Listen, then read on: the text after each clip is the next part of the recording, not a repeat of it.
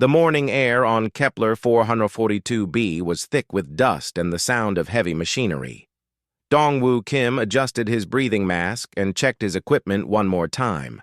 The mining colony had been his home for 6 months now, but he still felt like an outsider among the workers who only cared about extracting crystals from the planet's ancient cave systems.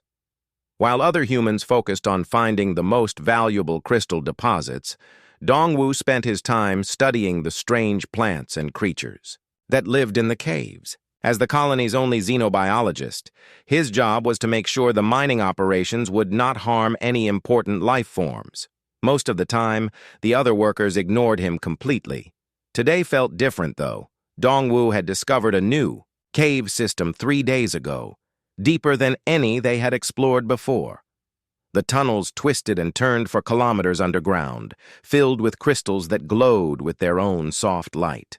The crystals were beautiful, but what interested Dongwoo more were the strange sounds that echoed from the deepest parts of the cave. He had heard the sounds yesterday during his first exploration. They were not like anything he had encountered on this planet before. The noises were melodic, almost like singing, but they carried a note of distress that made his heart ache. Something down there needed help. Dongwoo gathered his tools and headed toward the cave entrance. The morning shift workers were already busy with their drilling equipment, sending vibrations through the ground. He waved to Tae-ho Lee, the security chief, who nodded back but looked worried. "Be careful down there, Dongwoo," Tae-ho called out. "We detected some unusual energy readings from that sector yesterday." "I will be fine," Dongwoo replied, though he felt a flutter of nervousness in his stomach. "Just doing routine biological surveys." The cave entrance was wide enough for mining vehicles, but as Dongwoo descended deeper, the tunnels became narrower and more twisted. His helmet lights cut through the darkness, revealing walls covered in crystals of every color imaginable. Some were deep blue like ocean water. Others were bright green like spring leaves, and a few glowed with warm golden light. The strange singing sounds grew louder as he went deeper.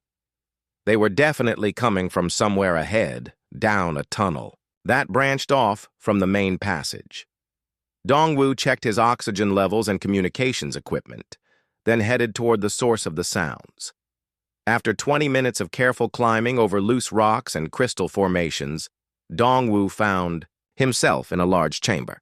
The ceiling stretched high above his head, covered in crystals that cast dancing patterns of light on the walls. But it was not the beauty of the chamber that took his breath away. In the center of the room, trapped beneath a pile of fallen crystal formations, was a creature unlike anything Dongwoo had ever seen. It was about the size of a large cat, with scales that shimmered between silver and deep blue. 2 small wings were folded against its back, and its long tail ended in a spade-shaped fin, but it was the creature's eyes that captured Dongwoo's attention completely. They were large and intelligent, a brilliant sapphire blue that seemed to hold depths of knowledge and emotion. When the creature saw Dongwoo, it stopped its distressed chirping and watched him carefully. There was no doubt in Dongwoo's mind that this being was as intelligent as any human. The creature tried to move, but the heavy crystals pinned its back legs to the ground. It let out a soft trill that sounded almost like a question, as if asking whether Dongwoo would help or simply observe and leave. Dongwoo knew the rules. Any discovery of alien life forms had to be reported immediately to the colony administrators. The creature would be studied, tested, and probably taken away to research facilities on Earth. But looking into those sapphire eyes, Dongwoo could not bring himself to follow protocol. "It is okay," he said softly, though he doubted the creature could understand his words. "I am going to help you." He set down his equipment and began carefully moving the smaller crystal pieces away from the trapped being. Each crystal had to be lifted slowly to avoid causing a larger collapse. The creature watched his every movement, occasionally making soft musical sounds that Dongwoo interpreted as encouragement. As he worked, Dongwu noticed that the creature's scales seemed to glow brighter whenever he got closer. The light was warm and peaceful, not like the harsh artificial lights of the mining equipment. The creature's breathing was shallow but steady, and Dongwu could see small cuts on its wings where the falling crystals had scraped against them. After 30 minutes of careful work, Dongwu managed to free one of the creature's back legs. The being immediately tried to pull itself forward, but it was still trapped. Dongwu could see that the largest crystal formation would require both of his hands to lift, and he would need to position himself directly above the creature to get the right angle. "I need you to trust me," Dongwu said, knowing his words were meaningless, but hoping his tone would convey his intentions. "This might hurt a little, but I promise I am trying to help." The creature looked at him for a long moment, then lowered its head in what looked almost like a nod. Dongwu took a deep breath, positioned his hands on the largest crystal, and lifted with all his strength. The crystal was heavier than he expected, and for a moment he thought he might drop it. But then the creature was free, scrambling away. From the collapsed formation on legs that shook from exhaustion and relief. Instead of fleeing immediately, the creature turned back to face Dongwu. It approached slowly, limping slightly on its recently freed legs. When it reached him, it gently pressed its scaled head against his gloved hand, making a soft purring sound that vibrated through the cave walls. The touch lasted only a few seconds, but Dongwu felt a strange warmth spread through his chest. It was as if the creature was thanking him not just with a gesture, but with some kind of emotional connection he could not fully understand. Then, as quickly as it had approached, the creature spread its small wings and launched itself into the air. Despite its injuries, it flew gracefully toward a passage at the far end of the chamber, one that was too narrow for Dongwu to follow. Just before it disappeared into the darkness, it turned back one last time and made a series of melodic calls that echoed through the cave system. Dongwu stood alone in the crystal chamber, still feeling the warmth from the creature's touch. He had no idea what species it belonged to or where it had come from. All he knew was that he had helped a fellow intelligent being in need, and that somehow felt more important than following regulations. He gathered his equipment and began the long climb back to the surface. As he walked through the twisting tunnels, Dongwu found himself humming the melody the creature had sung to him before it flew away. The sound seemed to make the crystals around him glow a little brighter. When he finally emerged from the cave, the sun was beginning to set over the mining colony. The other workers were finishing their shifts, and the usual evening routine was beginning. Everything looked exactly the same as when he had left that morning. But as Dongwu walked back toward the main buildings, he noticed something that made his blood run cold. High above the colony, massive shadows were beginning to circle in the darkening sky. Dongwu woke up to the sound of alarms screaming through the colony buildings. The harsh red warning lights were flashing in his small room, and the emergency speakers crackled with urgent announcements. He rolled out of bed and grabbed his clothes, his heart pounding as he tried to understand what was happening. "All personnel report to emergency stations immediately," the voice of Colony Administrator Hyojin Park echoed through the halls. "This is not a drill. Repeat, this is not a drill." Dongwu rushed outside and stopped dead in his tracks. The morning sky above the colony was filled with the largest creatures he had ever seen. Dragons, massive, magnificent dragons circled overhead like living aircraft, their wings creating shadows that moved across the ground like dark clouds. There were at least 20 of them, each one the size of a small spaceship. Their scales shifted colors as they moved, changing from deep emerald green to molten gold to rich purple. Some had horns that curved back from their heads like crowns, while others had frilled necks that caught the morning light. Their eyes glowed with an inner fire that could be seen even from the ground. Other colonists were running out of buildings, pointing up at the sky and shouting in fear or amazement. Dongwu saw Taiho Li barking orders at the security team, but everyone knew that human weapons would be useless against creatures of this size and power. "Everyone stay calm," Tejo called out through his communicator. "Move to the central shelter in an orderly fashion. Do not make any sudden movements or loud noises." But the dragons were not attacking. They circled the colony in a perfect formation, creating a ring around the entire settlement.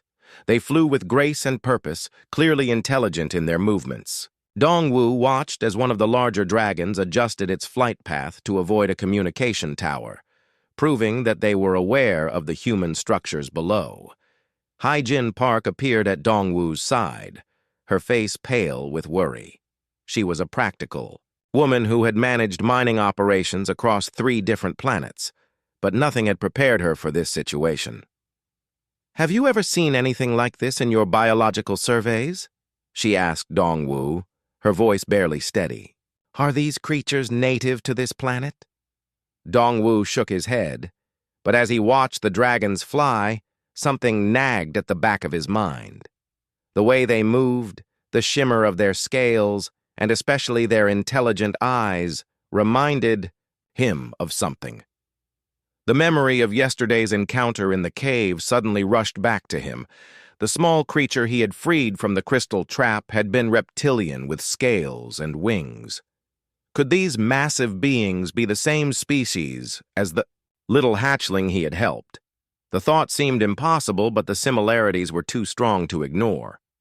"I need to check something," Dongwu told Haijin, and ran toward the geological survey building where all his research equipment was stored. Inside the building, engineer So Young Choi and geologist Woo Jin Nam were frantically trying to establish communication with the orbital stations. Their faces were grim as they worked at their computers. "The dragons are not jamming our communications," So Young reported. "But they have created some kind of energy field around the colony. Nothing can get in or out." "Are they hostile?" Woo Jin asked, his hands shaking as he tried to operate the scanning equipment. "My readings show they are definitely biological, not mechanical ships. But their energy signatures are unlike anything in our databases." Dongwu pulled up his files from yesterday's cave exploration. He had taken several photographs of the small creature before freeing it, and now he compared those images to the dragons visible through the windows. The bone structure of the head was similar, and the wing membrane patterns were almost identical. "I think I know why they are here," Dongwu said quietly. "Yesterday I found one of their young trapped in the deep caves. I helped it escape." So Young and Woo Jin turned to stare at him. "You found a baby dragon and did not report it?" Woo Jin asked, his voice rising with stress. "I did not know what it was," Dongwu replied. "It was small, maybe the size of a house cat. I just knew it needed help." Through the window, the largest of the dragons suddenly changed its flight pattern. This one was clearly the leader of the E group, with silver streaks running through its golden scales and a crown of horns that caught the sunlight like jewels. It was twice the size of the others, and when it looked down at the colony, its gaze seemed to focus directly on the building where Dongwu stood. The great dragon landed just outside the main colony entrance with surprising gentleness for something so massive. Its claws, each one longer than a human arm, touched the ground without making deep gouges in the soil. The creature folded its wings and lowered its head to study the human structures more closely. "Nobody move," Tejo's voice crackled through the communicators. "It is not showing aggressive behavior, but we need to be very careful." The other dragons continued to circle overhead, but they also showed no signs of attack. Instead, they seemed to be waiting for something.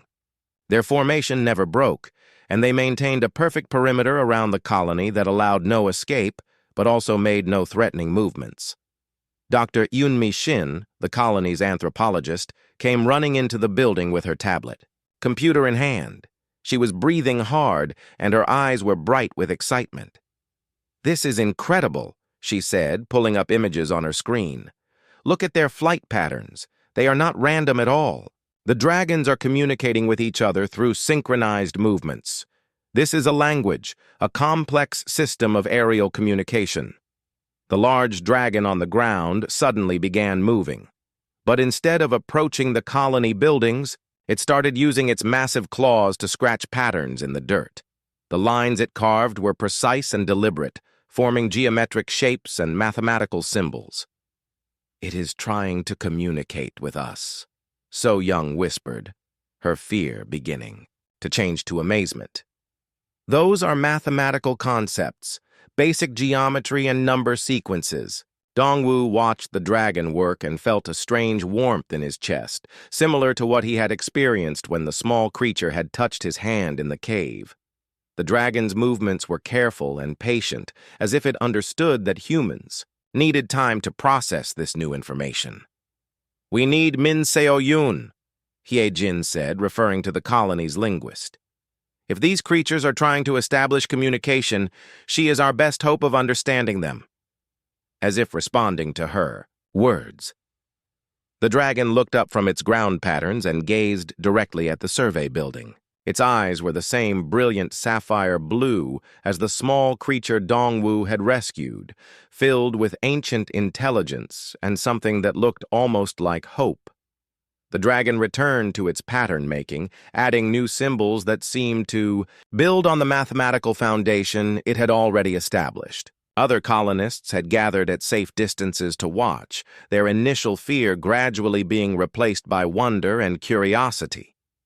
"Whatever message they are trying to send," Dr. Shin said, recording everything with her equipment, "they are being very patient about it. These creatures could have destroyed our colony in minutes if they wanted to. Instead, they are trying to talk to us." Dongwu continued to watch the great dragon work, remembering the trust the small creature had shown him. In the cave, the little being had allowed him to lift the heavy crystal that was trapping it, even though doing so required complete faith in a stranger's intentions. Now these magnificent adult dragons were showing the same kind of trust. They had surrounded the human colony not as conquerors, but as beings seeking communication and understanding. The thought filled Dongwu with both excitement and responsibility. "I think," he said slowly, "that we are about to learn something amazing about this planet and the creatures that live here." The dragon finished its pattern and stepped back, looking expectantly at the human buildings. The symbols in the dirt seemed to glow faintly in the morning sunlight, as if the dragon's claws had awakened some property in the soil itself. Above them, the circling dragons continued their aerial dance, their scales catching the light like living rainbows against the alien sky. The colony was completely encircled, but for the first time since waking up to the alarms, Dongwu felt that this might not be a crisis at all. It might be the beginning of something wonderful. Min Seo-yun arrived at the survey building carrying 3 different translation computers and a headset filled with language analysis programs. Her hands were shaking with excitement as she set up her equipment near the window that faced the great dragon. She had spent her entire career studying alien languages, but she had never expected to encounter something like this. "The mathematical symbols are definitely intentional," she said, adjusting her computers to analyze the patterns the dragon had carved in the ground. "Look at this sequence here. It starts with basic counting, then moves to geometric relationships, and finally to something that looks like coordinate mapping." Dongwu stood beside her, watching the dragon wait patiently outside. The massive creature had not moved from its position since finishing the ground patterns, but its intelligent eyes tracked every movement of the humans inside the buildings. There was something almost gentle about the way it observed them, like a teacher waiting for students to understand a lesson. "I think it is trying to establish a baseline for communication," Dr. Shin added, pointing to her tablet screen. "Mathematical concepts are universal. Any intelligent species would understand these patterns." The dragon suddenly lifted its great head and made a sound that resonated through the air like a deep musical chord. The note was rich and complex, containing harmonics that seemed to make the crystal formations around the colony glow brighter. The other dragons circling overhead responded with their own musical calls, creating a symphony that filled the sky. "Those are not random sounds," Minseo said, her equipment capturing and analyzing the audio patterns. "There are recurring themes, rhythm patterns, and tonal variations that suggest complex grammar structures. This is definitely a language." Hye-Jin Park entered the building with Tae-Ho Lee, both of them looking amazed and worried at the same time. "Have you made any progress with communication?" she asked. "The Orbital Command wants to know our status, but I am not sure how to explain this situation. We think they are trying to tell us something about gratitude," Minseo replied, pointing to her analysis screens. "The mathematical patterns keep returning to sequences that represent giving and receiving, balance, and reciprocity. Combined with the musical elements, I believe they are trying to express thanks for something." Dongwu felt his heart race as he realized what this meant. "The small creature I helped yesterday. These dragons are here because of what I did in the cave." Before anyone could respond, the great dragon outside began a new series of actions. It carefully approached one of the colony's external communication arrays and began creating more complex patterns around its base. These new symbols were different from the mathematical ones, incorporating curved lines and interconnected circles that seemed to tell a story. "Get me a visual recording of everything it does," Dr. Shin called out. "We need to document this entire encounter." As the dragon worked, Minseo's computers began identifying patterns in both the visual symbols and the continuing musical communications from the circling dragons. Slowly, a picture began to emerge from the analysis. "I think I understand," she said, her voice filled with wonder. "They are telling us their story. These symbols represent time, travel, searching, and then finding. The musical elements express emotions, worry, fear, and then relief and joy." The dragon finished its new pattern and stepped back. It looked directly at the survey building and made another musical call, this one softer and more questioning than before. The sound seemed to ask whether the humans understood what was being communicated. Dongwu made a decision that surprised everyone, including himself. He walked to the building's main door and placed his hand on the exit controls. "What are you doing?" Tae-Ho demanded, moving to stop him. "That creature could kill you with one claw." "I do not think it wants to hurt anyone," Dongwu replied. "Yesterday, the small dragon I helped showed me trust. I think these dragons are showing us the same thing." Despite the protests of the others, Dongwu opened the door and stepped outside. He walked slowly toward the great dragon, keeping his hands visible and his movements calm. The massive creature watched him approach with those brilliant sapphire eyes, the same color as the hatchlings had been. When Dongwu reached the edge of the pattern the dragon had created, he stopped and bowed slightly, hoping the gesture would be understood as respectful. The dragon lowered its enormous head until it was level with Dongwu's position, studying him with obvious intelligence and curiosity. Up close, Dongwu could see that the dragon's scales were not just golden and silver, but contained flecks of every color imaginable. They shifted and changed in the sunlight like living jewels, and each scale was perfectly formed and positioned. The creature was beautiful beyond anything he had ever imagined. The dragon made a soft musical sound, much quieter than its earlier calls. Then it did something that amazed everyone watching. It gently extended one massive claw and touched the ground next to Dongwu, creating a simple symbol that looked like two figures standing together. "It recognizes you." Minseo's voice came through the communicator in Dongwu's ear. "The symbol represents meeting or encounter between equals." Dongwu slowly knelt down and used his finger to trace a similar symbol in the dirt beside the dragon's mark. He tried to make the gesture as respectful and careful as possible, hoping he was not accidentally creating an insult in the dragon's language. The dragon's eyes seemed to brighten with something that looked like approval. It created another symbol, This one showing a small figure trapped beneath lines that could represent the crystal formations. Then it drew a second figure helping to remove the trapping lines, and finally both figures free and separate. "It knows what you did," Dr. Shin's voice crackled through the communicator. "It is showing us the rescue you performed yesterday." The dragon continued its visual story, drawing symbols that showed the small figure flying away and then many large figures arriving to search for it. The final symbols in the sequence showed the large figures surrounding a collection of rectangular shapes that clearly represented the human colony. But these final symbols were not threatening. Instead, they were decorated with curved lines and flowing patterns that Minseo's computers identified as representing gratitude, protection, and peaceful intentions. "They are not here to hurt us," Minseo announced to everyone listening. "They are here to thank us. The dragons have been searching for their missing young one, and they know that a human helped save it."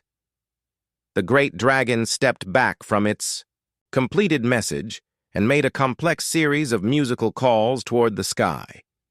The dragons circling overhead responded immediately, their formation shifting into new patterns. Instead of an encircling patrol, they arranged themselves in what looked almost like a welcoming formation. Dongwu stood up and looked into the great dragon's eyes.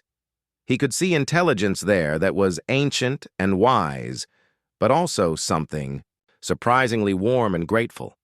This magnificent being was thanking him for helping its child. "My name is Dongwu," he said aloud, knowing the dragon probably could not understand his words, but hoping his tone would convey friendliness. The dragon tilted its massive head as if considering the sounds Dongwu had made. Then it made its own musical response, a complex melody that seemed to contain multiple layers of meaning. The sound was beautiful and somehow familiar, reminding Dongwu of the grateful purring the small creature had made in the cave. Behind him, Dongwu could hear the excited voices of his fellow colonists as they realized what was happening. This was not an invasion or an attack. This was first contact with an intelligent species, and it had begun with an act of simple kindness. The dragon created one final symbol in the dirt, a circle that contained both a small figure and a large figure, connected by flowing lines that seemed to represent bond or connection. Then it looked at Dongwu expectantly, as if waiting for him to respond. Dongwu knelt down again and carefully traced his own version of the symbol beside the dragon's. As his finger completed the circle, he felt the same warm sensation in his chest that he had experienced in the cave. The dragon's eyes seemed to glow brighter, and its scales shimmered with colors that had not been visible before. "I think," Dongwu said quietly into his communicator, "we are about to learn that we are not alone in the universe after all." The dragon spread its magnificent wings and made a sound that could only be described as joyful. Above them, the other dragons responded with their own celebration calls, filling the sky with music that made the very air sparkle with possibility. The next morning brought a change that no one in the colony could have expected. The great dragon that had communicated with Dongwu was joined by two others, both smaller but clearly ancient and wise. These elder dragons arranged themselves in a semicircle facing the main colony building, their scales showing patterns that Minseo's computers identified as formal communication markers. Dr. Shin had worked through the night with Minseo to create a basic translation system. By combining the mathematical symbols, musical patterns, and visual representations, they had begun to understand the dragon's complex language. What they discovered was both beautiful and sad. The dragons call themselves the Vailthara, Minseo explained to the gathered colonists. The word means something like keepers of ancient wisdom in their language. They are much older than we thought, not just as individuals, but as a civilization. The largest of the three elder dragons began a new communication session, but this time it was different. Instead of drawing symbols in the dirt, the dragon created patterns of light in the air using some ability the humans did not understand. The lights formed shapes and images that told a story going back thousands of years. "This is incredible," Dr. Shin whispered, recording everything. "They are showing us their history through some kind of bioluminescent display. The light patterns are more complex than anything we have seen before." The dragon's light show began with images of the Vailthara in their ancient past, living in harmony on worlds covered with crystal formations similar to Kepler 442b. The dragons were shown as guardians of these crystal ecosystems, using their abilities to help the formations grow and flourish. But then the images changed to show other species arriving on the dragon worlds. The first visitors were received with curiosity and friendship, just as the Vailthara had received the humans. The dragons shared their knowledge and their crystal technology with these newcomers, hoping to learn from them in return. "The pattern repeats," Min Seo translated as the dragon continued its story. "Species after species arrives, and the dragons welcome them. But each time, the visitors eventually try to exploit the dragons instead of learning from them." The light images showed the painful history of the Vailthara encounters with dozens of different alien species. Some visitors tried to capture dragons to study their abilities. Others attempted to strip mine the crystal worlds without regard for the ecosystems. A few even tried to enslave young dragons for use as living weapons. "This is why they were so cautious about us," Dongwu realized. "They have been disappointed by other species so many times that they expected humans to be the same." The dragon's story continued, showing how the Vailthara had eventually withdrawn from contact with other species. They hid their remaining worlds using advanced technology and avoided any contact with space-traveling civilizations. For centuries, they had lived in isolation, protecting their crystal gardens and their ancient knowledge. But the story was not finished. The dragon's lights showed a new image, one that made everyone in the colony gasp with recognition. It was the small dragon that Dongwu had rescued, shown trapped beneath crystal formations in a cave system. "That is Kalor," Min Seo translated, picking up new words from the dragon's communication. "The young one has a name, and it means something like bright hope in their language." The dragon continued the story, showing how Kalor had been exploring the deep caves when a territorial dispute with hostile crystal miners from another system had caused cave-ins throughout the underground networks.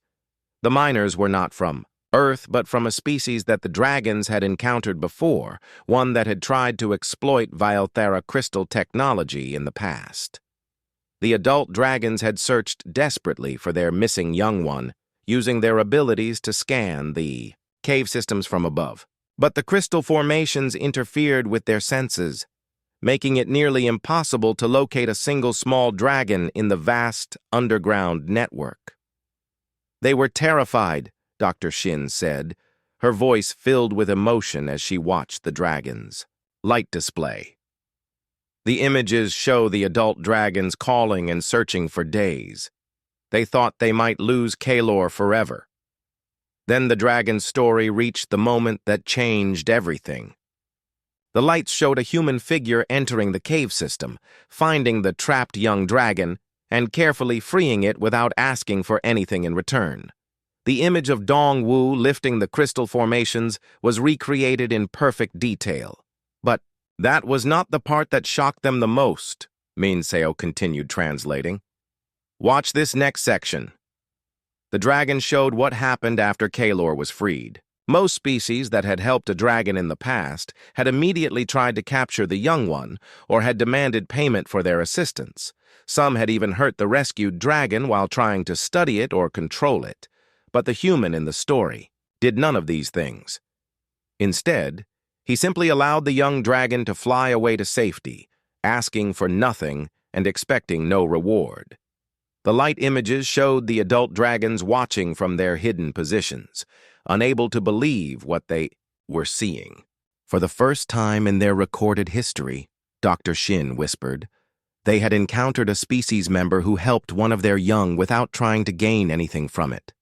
The second elder dragon took over the communication, its scales shifting to deeper purple and blue patterns. This dragon's light display showed the debate that had taken place among the Valthara after Kalor's rescue. Some dragons, scarred by centuries of disappointment, argued that Dongwu must be unusual among humans.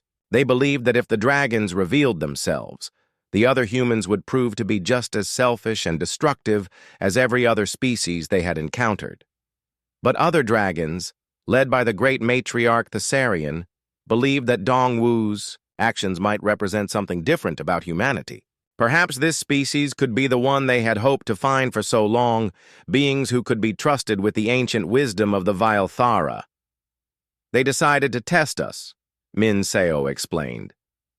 Not just Dongwu, but all of humanity, as represented by this colony.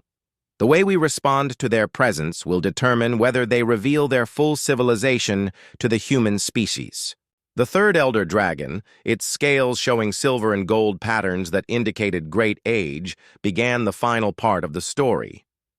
This dragon's light showed images of other worlds where the Valthara maintained their crystal gardens, advanced cities that existed in harmony with natural ecosystems, and technology that could solve many of the problems facing younger civilizations. But the images also showed what happened to species that failed the Valthara tests. These civilizations were not punished or destroyed, but they were quietly avoided. The dragons would disappear from their worlds, leaving the younger species to develop on their own without guidance or assistance. The dragons are offering us a choice, Dongwu realized. They are willing to share their knowledge and become our teachers, but only if we prove that we can be trusted with that responsibility. The three elder dragons concluded their story and waited for the humans to respond. Their patient expressions showed the same kind of trust that Kalor had shown in the cave, but Dongwu could sense that this trust was fragile and precious. Heejin Park stepped forward, her administrative training helping her understand the importance of this moment. "What kind of test do they want us to take?" she asked. "How do we prove that humanity is worthy of their trust?" The great dragon that had first communicated with Dongwu created new light patterns in response to her question. The images showed 3 different scenarios, each one designed to reveal the true nature of human character when faced with difficult choices. "They are not looking for perfect answers," Min Seo translated carefully. "They want to see how we think, how we treat each other, and whether we can put the good of many above the desires of few. The tests will challenge our compassion, our wisdom, and our ability to choose cooperation over conquest." Dr. Shin looked at the light patterns with growing excitement. "This is the opportunity of a lifetime," she said. "If we succeed, humanity will gain access to knowledge that could change our entire civilization. We could learn to live in harmony with the worlds we colonize instead of just exploiting their resources." But Taeho Lee, ever practical, raised the concerns that others were thinking. "And if we fail the tests?" he asked. "What happens then?" The dragon's response was gentle but clear. The light images showed the Valthara departing peacefully, leaving the humans to continue their mining operations alone. There would be no punishment, but there would also be no second chance. The dragons would remember humanity as another species that could not be trusted with greater wisdom. "The tests begin tomorrow," Min Seo announced, reading the final light patterns. "We have tonight to prepare ourselves and to decide whether we want to take this chance." As the elder dragons folded their magnificent wings and settled into resting positions around the colony, Dongwu looked up at the star-filled sky and wondered what the next day would bring. His simple act of kindness in a crystal cave had opened a door to possibilities he had never imagined. Now it was up to all of them to prove that humanity was ready to walk through that door. The first test began at dawn, when the great matriarch Thessarian created a shimmering portal of light in the center of the colony. Through the portal, the colonists could see a vast underground crystal formation that pulsed with inner light like a living heartbeat. The crystals were the most beautiful and valuable any of them had ever encountered. The first trial is the test of sacrifice. Mincio, translated as Thessarian's light patterns, explained the situation. Hidden beneath these crystals is an ecosystem unlike anything in the known galaxy. Tiny creatures live within the crystal matrix, creatures that have evolved over millions of years to exist nowhere else. The dragon's explanation continued, showing how the crystal creatures had created a perfect balance with their environment. They fed on the light energy of the crystals while helping them grow in complex patterns that supported an entire underground world. But the ecosystem was fragile, and removing even a small portion of the crystals would destroy the entire system. The catch, Dr. Shin said, reading the additional information the dragon provided, is that those crystals contain enough rare minerals to fund human expansion across this entire sector of the galaxy. We could build 100 new colonies with the wealth from that one formation. Geologist Young-Soo Park and botanist Narai Kim were chosen to make the decision for the colony. They studied the portal images carefully, using their scientific instruments to analyze both the crystal formations and the tiny ecosystem inhabitants. From a purely economic standpoint, the choice is obvious, Young-Soo admitted reluctantly. Those crystals would make every person in this colony wealthy beyond imagination. We could retire and live in luxury for the rest of our lives. But Narai was fascinated by the biological data the dragons provided. These creatures have evolved a form of crystalline symbiosis that we have never seen before, she said excitedly. They could teach us how to grow our own crystal technology instead of having to mine it destructively. The scientific value far exceeds the immediate monetary worth. The colonists debated through the morning, with some arguing for the immediate wealth and others supporting the long-term scientific benefits. But when the final vote was taken, the decision was unanimous. The crystal ecosystem would remain untouched. We choose to preserve the ecosystem, Young-Soo announced to Thessarian. The knowledge we could gain from studying these creatures in their natural habitat is more valuable than any amount of crystal wealth. The dragon's scales shimmered with approval, and the portal closed gently without disturbing a single crystal formation. The first test was passed. The second test came that afternoon when an aged dragon named Voranthos approached the colony with an offer that stunned everyone who heard it. This ancient being possessed knowledge of biological enhancement that could grant individual immortality to any human who desired it. The test of humility, Mincio translated as Voranthos explained the trial. One person among you can receive the gift of eternal life, perfect health, and enhanced abilities. But the process can only be used once, and the knowledge will be lost forever after that single use. Engineer Jae-sung. Oh was selected by random drawing to make this impossible choice. He was a quiet man who had spent most of his life designing systems to help other people, but now he faced a decision that could give him everything he had ever dreamed of having.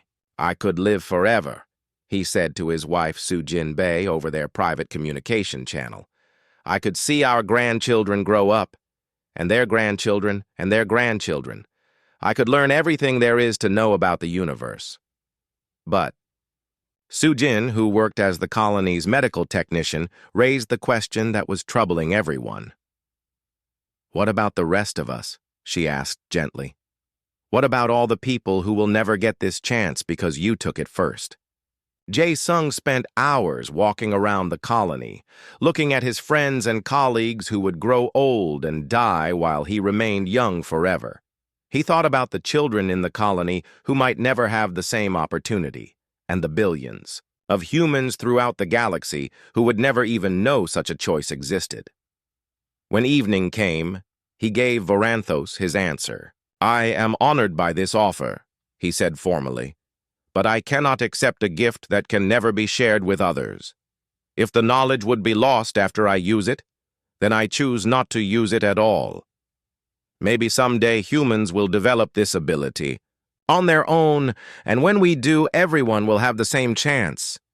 Voranthos's ancient eyes showed something that looked like respect and perhaps a little surprise. The dragon had offered this same test to dozens of species over the millennia, and Jae-sung was only the third being ever to refuse personal immortality for the sake of others. The second test was passed. The third and final test began that night, when long-range sensors detected an approaching fleet of vessels. These were the same hostile crystal miners whose territorial dispute had originally trapped young Kalor in the cave system. They were coming to claim Kepler 442b as their own mining territory. The test of wisdom, Thessarian announced through light patterns that filled the sky. You have the power to destroy these invaders before they arrive. My people can provide weapons that will turn their ships to dust in moments, or you can choose to find another way. The approaching miners were not friendly negotiators. Min Seo's translation of their transmitted messages showed that they intended to strip mine the entire planet, destroying both the human colony and the dragon crystal gardens. They had superior numbers and weapons, and they were not interested in sharing the planet's resources. From a military standpoint, attacking first is our best option, Taeho admitted during the emergency council meeting. If we wait for them to arrive, we will be outnumbered and outgunned. The dragons are offering us the chance to win before the battle even starts. But Dongwu remembered something from the dragon's history lesson. Every species the dragons have encountered has chosen to solve their problems through force, he said. Maybe that is why the dragons have been disappointed so many times.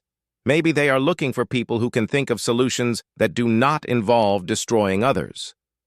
Dr. Shin had been studying the incoming fleet's transmission patterns.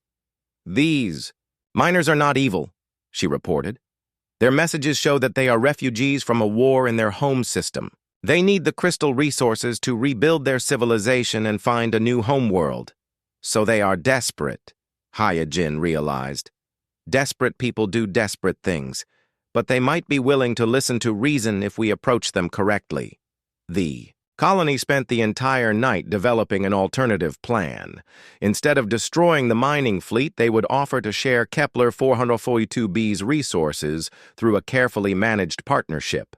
The humans would provide scientific expertise, and the dragons would contribute their crystal-growing knowledge, while the miners would bring their advanced extraction technology. When the mining fleet arrived the next morning, they found not weapons pointed at them, but communication arrays broadcasting offers of cooperation and mutual benefit.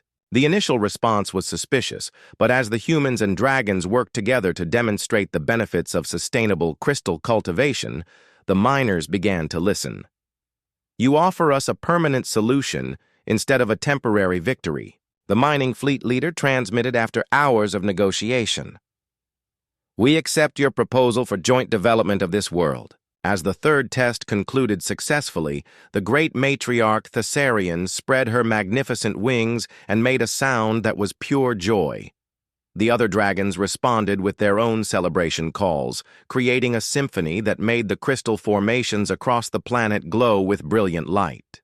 You have surprised us, Min Seo translated the dragon's message. In thousands of years and dozens of species, you are the first to pass all three trials. You chose wisdom over wealth, others over self, and cooperation over conquest. Dongwu looked around at his fellow colonists and felt a warmth in his chest that had nothing to do with dragon abilities. These people, his people, had proven that humanity was capable of greatness. They had shown compassion, humility, and wisdom when it mattered most. What happens now? He asked Thessarian. The dragon's response filled the sky with lights more beautiful than any aurora. The images showed human colonies working alongside dragon crystal gardens, human scientists learning from dragon teachers, and human explorers traveling to worlds that had been hidden for centuries. Now, Min Seo translated with tears of joy in her eyes, you become the first species to join the Vailthara Accord. You will help us guide other civilizations toward wisdom instead of destruction. Together, we will build a better galaxy. The trials were over, and humanity had passed them all. The ceremony began at sunset, when all the dragons on Kepler 442b gathered in the Crystal Valley near the human colony. There were hundreds of them now, having arrived from hidden worlds throughout the galaxy to witness something that had not happened in over 3,000 years. The dragons arranged themselves in perfect spirals around the valley, their scales catching the last rays of sunlight and reflecting it in patterns of incredible beauty. At the center of the formation, the great matriarch Thessarian stood beside a crystal formation that had grown overnight into a perfect amphitheater. The crystals resonated with harmonic frequencies that carried sound across vast distances, allowing every being in the valley to hear and participate in the historic moment. Today, we welcome a new people into the Valthara Accord. Thessarian's voice resonated through both dragon song and the translation devices Mincio had perfected. For the first time since our civilization began keeping records, we have found a species that chooses wisdom over power, cooperation over conquest, and hope over fear.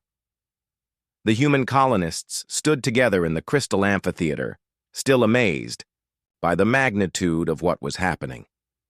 Dongwu found himself at the front of the group, not because he had asked for the position, but because the dragons seemed to consider him their primary contact with humanity. Elder Dragon Voranthos stepped forward, his ancient scales shimmering with silver patterns that indicated great ceremonial importance. The human called Dongwu performed an act that changed our understanding of younger species, the dragon announced. He freed our child Kalor without seeking reward or recognition. This simple kindness opened a door that had been closed for millennia. As if summoned by the mention of its name, young Kalor flew into the amphitheater with graceful swoops that showed how much the hatchling had grown in just a few days. The young dragon's scales now showed the full spectrum of colors that marked adult Valthara, but its eyes still held the same intelligence and warmth that Dongwu remembered from their first meeting in the cave.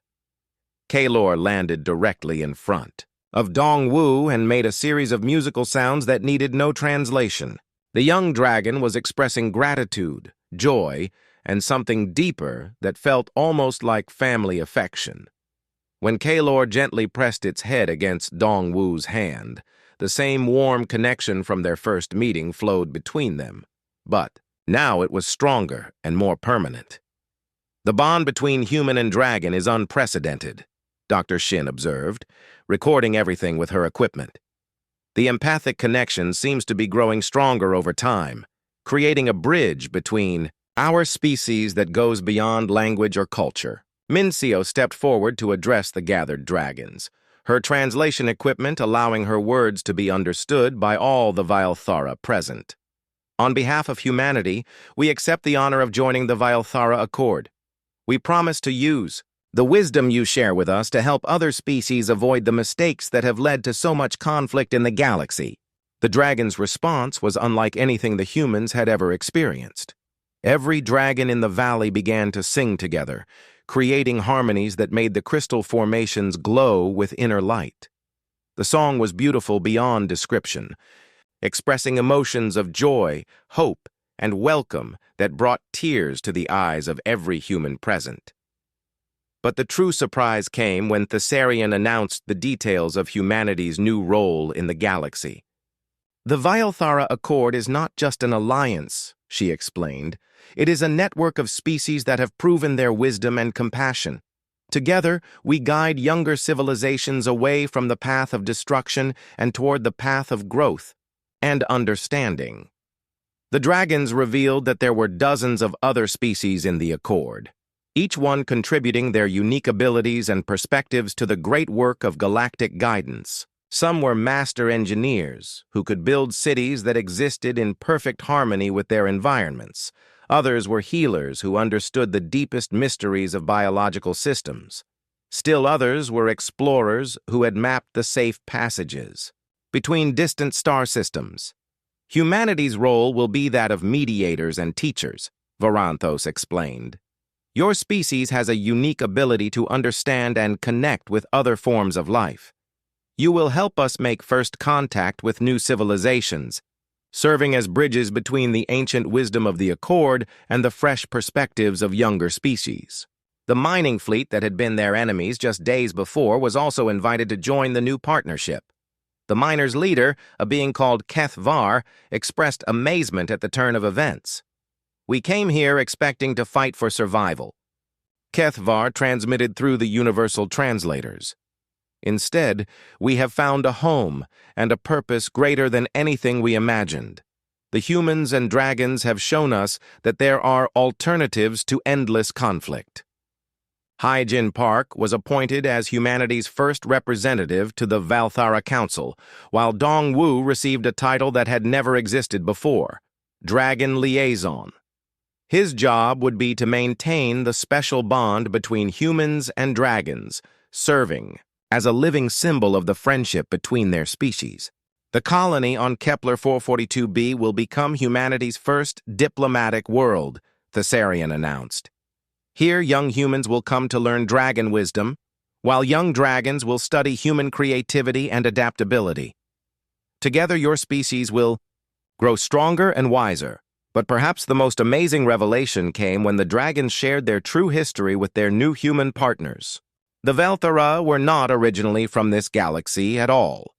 They had come from a distant region of space where their civilization had grown wise through millions of years of experience. "We have seen the rise and fall of countless civilizations," Elder Dragon Grimscale explained through his deep, resonant song. "Most species follow the same destructive pattern. They develop technology, expand aggressively, exploit their resources, fight wars over territory and materials, and eventually destroy themselves or retreat into isolation." The Valthara Accord was created to break this cycle, Thessarian continued.